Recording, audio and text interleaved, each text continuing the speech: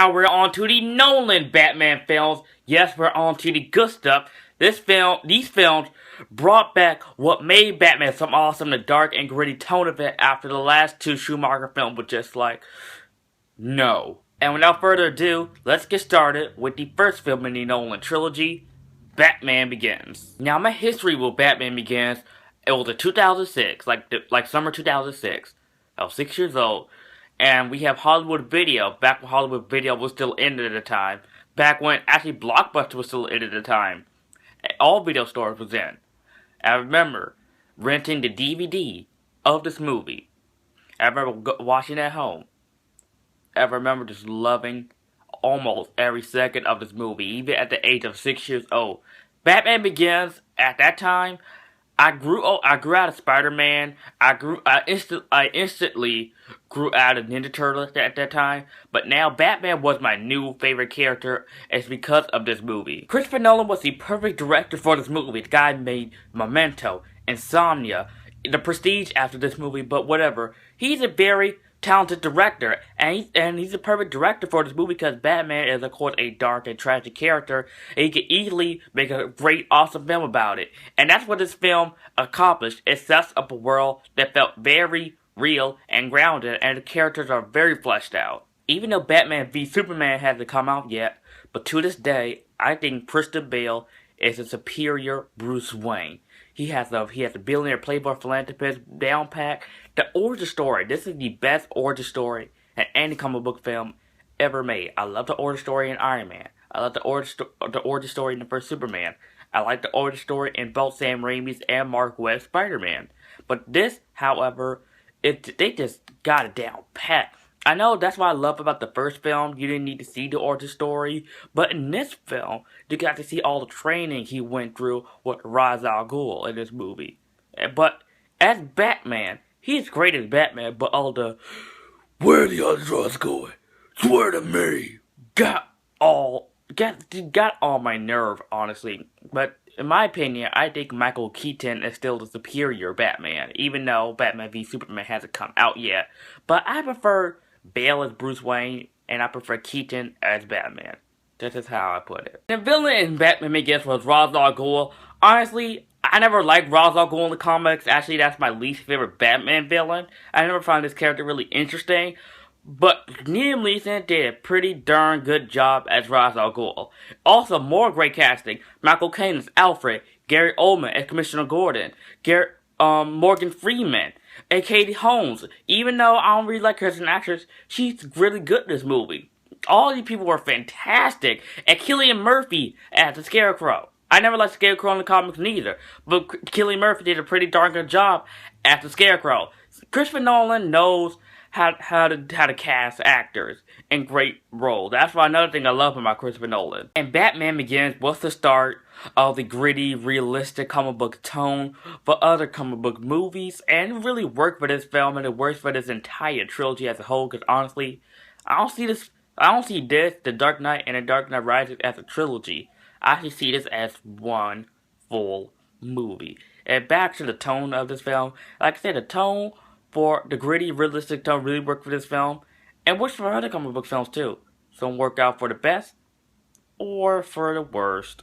Batman Begins was a great start into this fantastic trilogy, and it's a great first half to this one huge film. And that's why I love it. I'm gonna give Batman Begins an A. Now we're on to the holy bible of comic book movies. Dark Knight is a film I remember seeing in the theater. I couldn't find it. Me and my mom couldn't find a seat. It was mostly packed. It was only 3 or 4 seats left in the theater. Then I was like all the way in the front. I had to look up. And even while I was looking up, I'm like, oh my god, this movie is freaking awesome. Yeah, I'm about to have my nerdgasm right now, guys, because this is my second favorite comic book movie ever, because, you know, Deadpool's my number 1. But I just remember having a blast seeing this movie in the theaters, and I just remember loving every second of it, and I still do to this day. There is no flaws in this movie. This movie has never got old, ever. There's not even a single boring moment in this movie. Everything from start to finish, this movie is awesome. I remember being blown away, even at the age of 8, with Heath Ledger's phenomenal performance as the Joker. And that at that time, the Joker was my favorite character. All would talk about the Joker, like, can I be the Joker for Halloween? I want the Joker action figure. I want the Joker t-shirt. It was like Joker, Joker, Joker, Joker mania at my house. And this is one of the films I remember playing the DVD almost every day after coming home from 3rd grade. I mean, The Dark Knight, once again, it's phenomenal. There's nothing more to say about this movie. It's freaking great.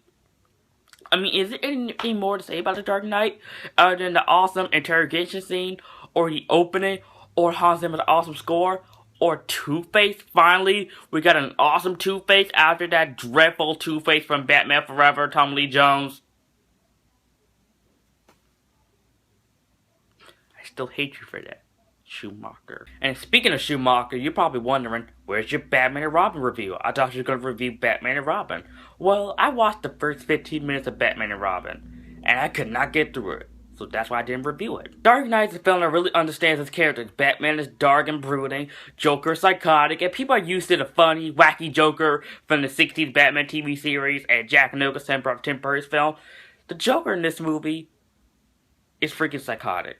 He's a maniac, he's an anarchist. You don't want to be around this guy, he will kill you. Am I talking about Jared Leto or Heath Ledger? Doesn't matter. Both of them, I think Jared Leto will do an awesome job, but Heath Ledger is the man. And that's all I gotta say about The Dark Knight, my second favorite comic book film. If you have never seen this film, what is your problem? Watch this film before you die. The Dark Knight is a film that should never be missed by anybody ever. Go watch it. Please. And The Dark Knight absolutely gets an A+.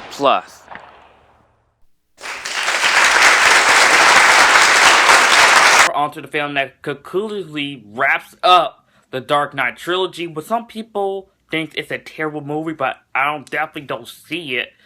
But it has some minor flaws, and that is The Dark Knight Rises. And just like many other people, I was disappointed when this film when I first saw it.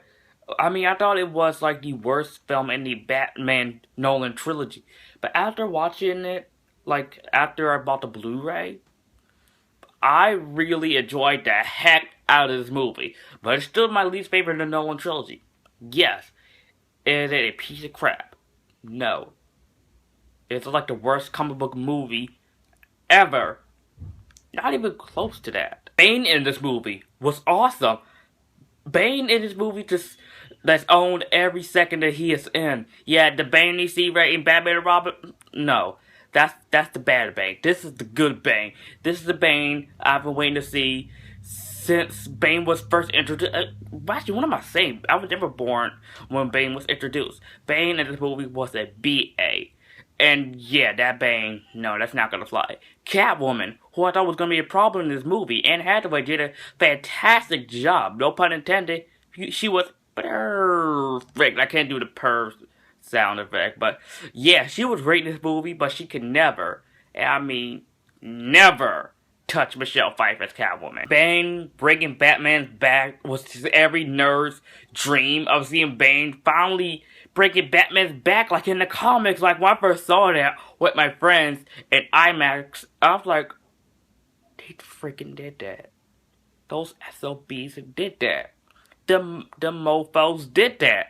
Paul Talia Gull is the mastermind in this movie. Just honestly, I just never care for that. I'm just stupid in my opinion. Yeah, Greg can remove people on that. What the have problem with this film? Yeah. Other than that, The Dark Knight Rises is still a great film. It's not the best, but it is the worst in the series. But you could kind of say it's the worst in the series. Actually, let's just say it's my least favorite in the series.